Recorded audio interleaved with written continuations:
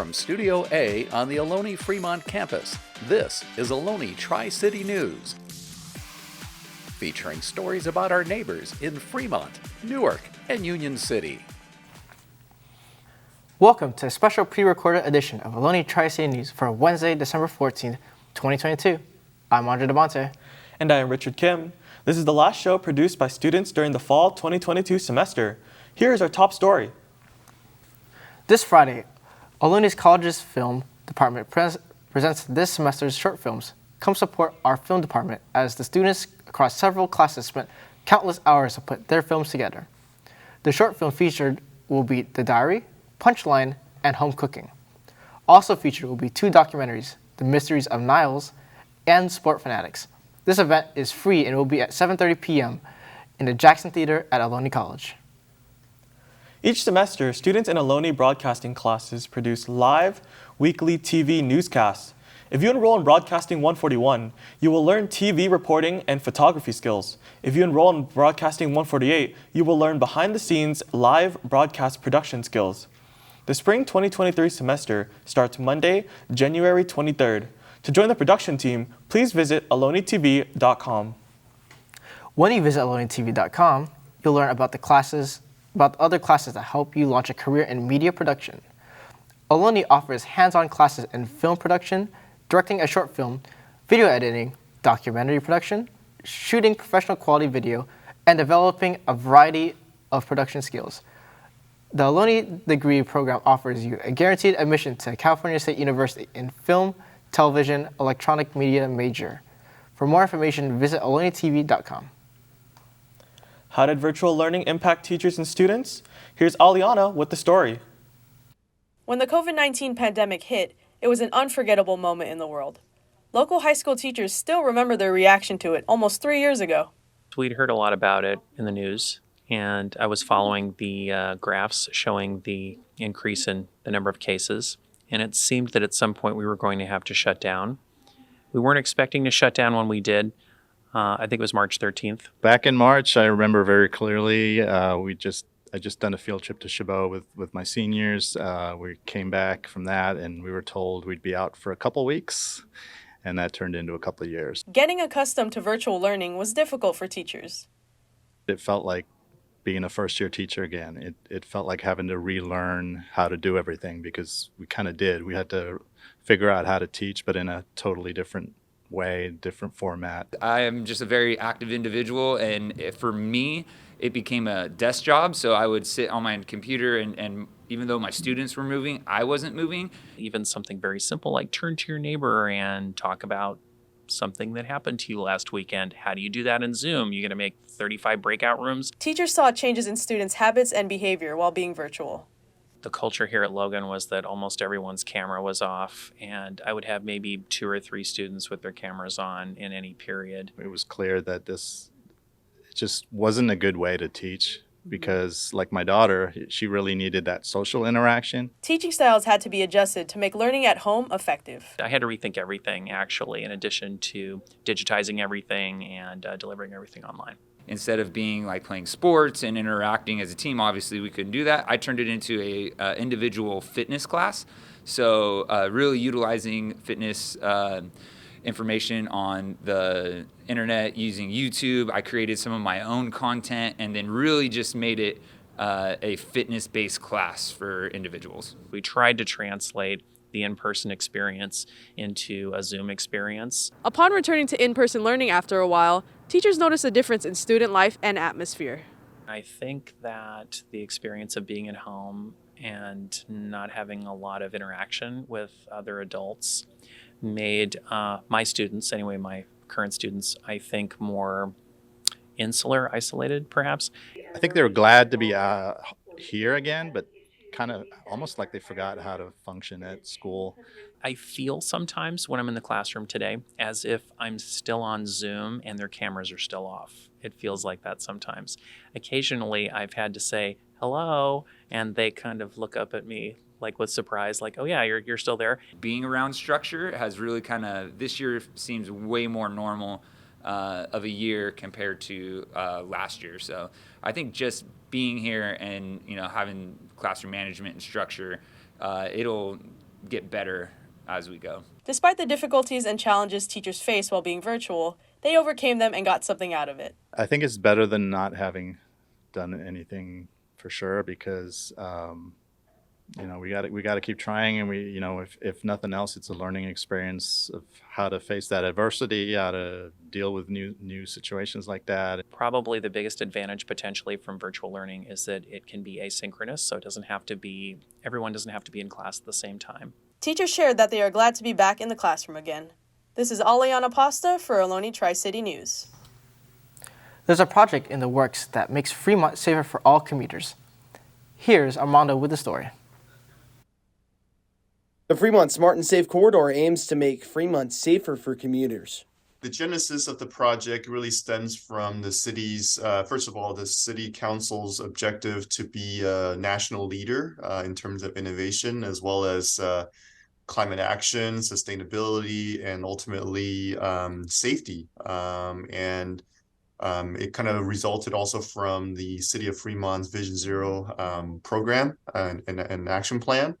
And so really to integrate the newest technology and just innovation in the transportation sector, and see if we can develop a corridor concept to utilize those innovation technology to meet the safety needs of the corridor, and also to ultimately improve safety, multimodal access, as well as traffic flow. There were many inspirations for the Smart and Safe Corridor project. The project's purpose of any transportation project or city project, for that matter, is to enhance the experience of the user. The technology being used in this project is brand new technology never used before. Currently, what we're deploying as part of the project are a number of things. First of all, we're upgrading a lot of our aging traffic signal controllers to the newest controllers that are out there, which brings us additional capabilities that we didn't have before. As you can see, the Fremont Smart and Safe Corridor is aimed to keep Fremont safer for drivers and pedestrians. We definitely appreciate everybody's patience over the last few years, and also assistance in helping the city and providing input and helping the city define what that scope would be. Like I said, we're currently in the construction phase, so we're installing a lot of the fiber communications that's required to facilitate the system. We're almost done installing a lot of the equipment. We're working on tweaking the system and employing the system in the upcoming year. So a lot of that may have traffic impacts during the actual employment and construction, but ultimately we're getting close to the end of the light at the end of the tunnel, and so appreciate everybody's ultimately their patience and endurance. And when the time is, the system's coming online, hopefully everybody will have a positive experience. But we definitely continue to welcome everybody's feedback as they drive through the corridor. If you would like to find more information on the Fremont Smart and Safe Corridor, you can visit their website at fremontsmartcorridor.org. For Ohlone Tri-City News, this is Armando Galan. As we saw in Armando's story, one addition to make Fremont safer are speed radar signs. Here's Johan with a story on the public's reaction to the change. In hopes to promote safe driving, 26 new radar speed feedback and dynamic message signs have been installed along both directions of Fremont Boulevard by the city's contractor. I think they're pretty cool. They're a lot bigger, so it's definitely helpful for people who, can't see well, and they're automatic, so it also works as a radar to help you see what speed you're going. It's going to improve the driving because people don't need to brake because they are paying attention. Some residents believe the new radar signs are going to improve their driving. It will improve my driving for sure. Yes, it will improve my driving. Right now, I'm focused on my meters, how fast I drive. I always drive 25 when I pass the school. But I think in terms of when I drive and I see them, I see how fast I'm going. I'm a little more, aware and cautious of how fast I'm going. Some see these new radar signs in a positive light.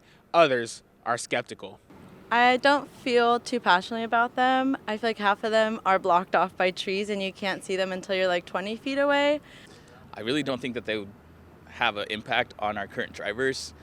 People tend to blow those things off unless there's red and blue flashing lights on him. Probably worse than the driving. I know some people will kind of use it as like a reward system and think like the higher the speed you go, like the cooler it is. Hopefully we get less people struck by vehicles, but I don't think that that'll be the case just because people love to fly around these big streets. The Fremont Boulevard Safe and Smart Corridor project is funded through an $8.3 million grant given by the Alameda County Transportation Commission. The project is scheduled to be completed by the end of this year and hopes to make the city as safe as it can be. This is Johan Lopez for Ohlone Tri-City News. Reporter Armando Galan was at the 2-game weekend for Ohlone's women's basketball. Here's his report. Ohlone women's basketball played a doubleheader at home this past weekend. The Ohlone men's baseball team was in attendance to show school spirit, as well as help out with game day functions. In their first game against San Jose City, they put together a fantastic defensive performance, but ultimately came up short by a score of 62-54. On Saturday against Santa Barbara City College, Ohlone had another tough outing. They were defeated by a score of 70-41. They look to improve their fortunes this Saturday against Consumers River. For Ohlone Tri-City News, this is Armando Galan. For our final story of the semester, we bring you a Fremont holiday tradition. Here's Kalpana with the story. Canyon Railway Christmas Train of Lights is a holiday treat for families and kids. The train is decorated with Christmas lights outside and inside, and there's even a Santa Claus on board to take those last-minute gift lists. We started 25 years ago running the holiday train. It was originally just for our members, and it was only 3 cars long. The second year, there were almost 200 people waiting in the parking lot, hoping they could ride the train. So from that, it has grown to what it is today, the world's longest holiday train. It's almost a quarter-mile long. It's 16 cars. We carry 400 passengers each trip. Docent is the person who gives the talk on the train. I've been volunteering here for 22 years. The holiday train is not the only train excursions operated by the Pacific Locomotive Association. So we do operate year-round, February through October on the second and third weekends. And then November and December is our holiday season for our Train of Lights. Having a good time, telling the history of the canyon to people, trying to preserve a little bit of history about the railroading history of the Alameda County here in the canyon.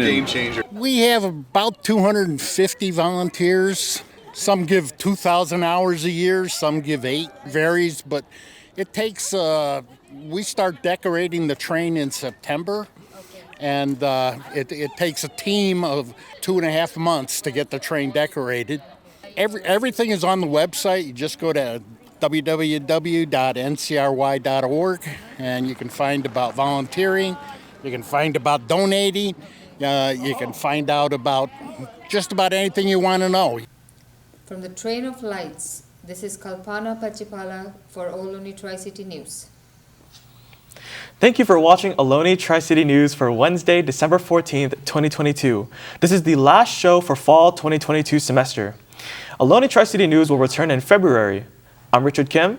And I'm Andre Demonte. Please visit OhloneTV.net for more stories about Fremont, Newark, and Union City. Have a Merry Christmas. And Happy Holidays. Goodbye.